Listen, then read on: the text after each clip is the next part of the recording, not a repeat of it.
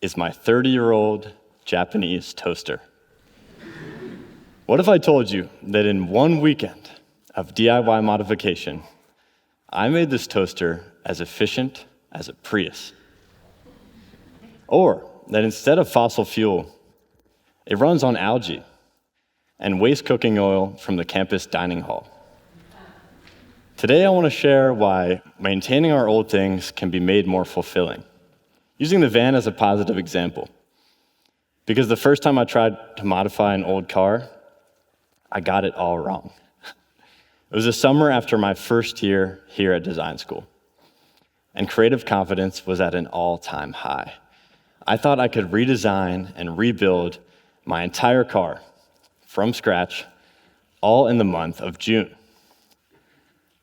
Almost immediately, the project blew up online. Tens of millions of views in a matter of weeks, and not because the project was a success necessarily, but because it was a glamorous disaster. People couldn't believe an 18-year-old was ripping apart his perfectly good car and rebuilding it with no experience. Safe to say, I didn't complete the car that month, or even that year. It's almost been 4 years now, and I just got this thing on the road last summer. I'm happy with how it looks, but here's how I got it all wrong. I didn't improve the car. Not one bit. It's slower, harder to drive, harder to work on, and far less aerodynamic. If I'd known better, I would have just left it the way it was. Looking back, I'm glad I took the leap and just went for it, but I want to make sure y'all don't make the same mistake that I did. So, what's different about the van? Well, the goal was to truly improve it, and with as little work as possible. Something any of us could do in a weekend. Something simple. And with massive upside, right? This thing went from getting 24 miles per gallon to nearly 36. I know, we usually think of car modification as, at best, a wild artistry, and at worst, let's face it, obnoxious noise. But what if there was a practical, accessible, and sustainable way? That was the goal with the van. But still, cars, they feel like forbidden territory, only to be messed with by manufacturers and mechanics.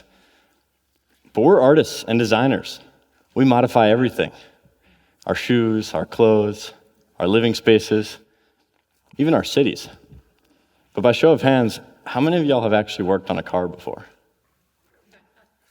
Right, I can't blame you. I mean, anyone who's done maintenance of any kind knows that it doesn't seem exciting or innovative the same way modification does. But what if we thought of maintenance as a process of growth and change, rather than a constant battle against deterioration? That is the philosophy of a master gardener named Tomoki Kato, who we met on our study abroad trip in a 300-year-old Zen garden in Kyoto. Kato-san shared with us why these gardens bring him a lifetime of fulfillment. This is a man who does maintenance for a living, but he strictly refrains from calling it that. Instead, he calls this process fostering. It begins, he said, when we think the garden is finished. Kato-san believes a garden is never truly finished, and that after its construction comes the birth of the garden. What follows? Decades of love, care, and passion. Not maintenance, fostering. The key difference here is growth and change over time, rather than a constant battle against deterioration. The gardens are a great example, because they're always growing and changing. But another might be the clothes some of y'all are wearing. Here at art school, many of the creatives in the audience are likely wearing clothes they repaired or modified. And you probably think of those clothes as improved because of that change. So, to honor Kato-san's gardening philosophy, I planted a little bonsai tree here in my dashboard. Just like changing the oil or the brake pads, this tree is a maintenance item. A constant reminder to to foster and make the vehicle last as long as I can. The tree also has a funny side effect, which is it tends to confuse other drivers. Since Japanese cars have the steering wheel on the opposite side, people often think the tree is actually driving the van.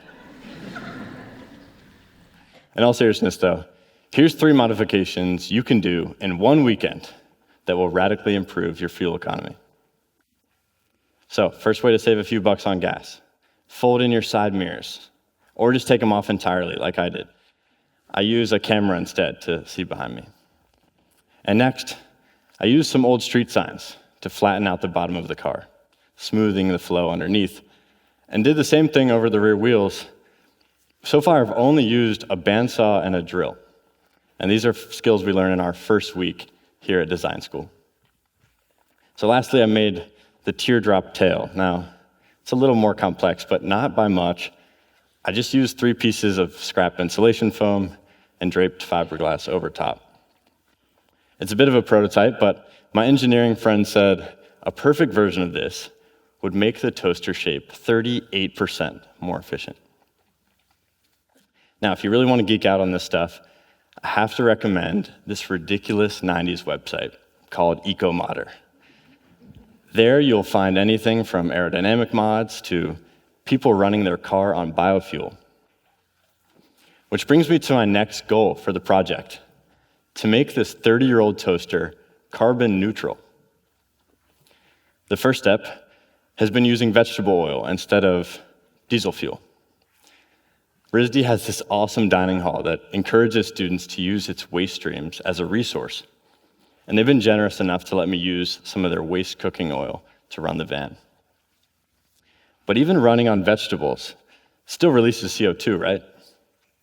So, to sequester those emissions, I could stuff the van full of plants. Well, the bonsai tree is a good start, but even making this thing a mobile terrarium, it wouldn't quite sequester as much carbon as it emits. Luckily, some classmates of mine showed me a better way to sequester carbon: using algae. This DIY bioreactor they made sequesters much more carbon than normal land plants. So, applying a similar system to the van would not only sequester the carbon, it would also make a byproduct of algae biofuel. So that might sound like mad science, but so did running the van on vegetables in the first place. The truth is, any old diesel engine will run on vegetable oil because of their simple design, compared to more modern and complex engines. This simplicity in old cars is also why they're easier to repair, and in some sense, more sustainable. It's also why mechanics love working on old cars. I'm only a beginner mechanic, but I live with 2 real ones this summer. 2 real tall ones. Between them, these 2 have fixed hundreds of cars, saving true junk from rotting in a field and upcycling it into functional transportation. To them, keeping something on the road forever is a noble act. They use their money towards repairs instead of a new car every 5 years, like most people. I learned a ton from these 2, and I think we can all learn from people who do this much fostering. Okay, I want to end the story right here in Providence, right up the hill at Brown University, where I snuck my way into the student formula racing team. Every year, our team builds a race car from scratch. We spend the whole first semester just designing the car, triple checking to make sure our design is good. But the real learning doesn't start until the spring, when we start assembling the car that we designed. You start to think, gosh, that part I'm designing is really hard to put on and even harder to get off. And after a few months living with the car, you really come to know your design flaws. So, designers, design for fostering. Simplicity, easy assembly and disassembly, easy replacement or recycling of parts. And for everyone else, here's my challenge to you. Take something you live with, your bike, your jacket, your kitchen sink, and make it better. Repair it, modify it, or even just learn how it works. Because fostering isn't just about our things. It's a way to make the world better. Choosing creativity over convenience, repair over replacement, maybe turning a clunky van into a fuel-sipping spaceship. So, whether it's a car, a toaster, a bonsai tree, don't just maintain it. Foster it, grow with it, and make it last a lifetime. Thank you.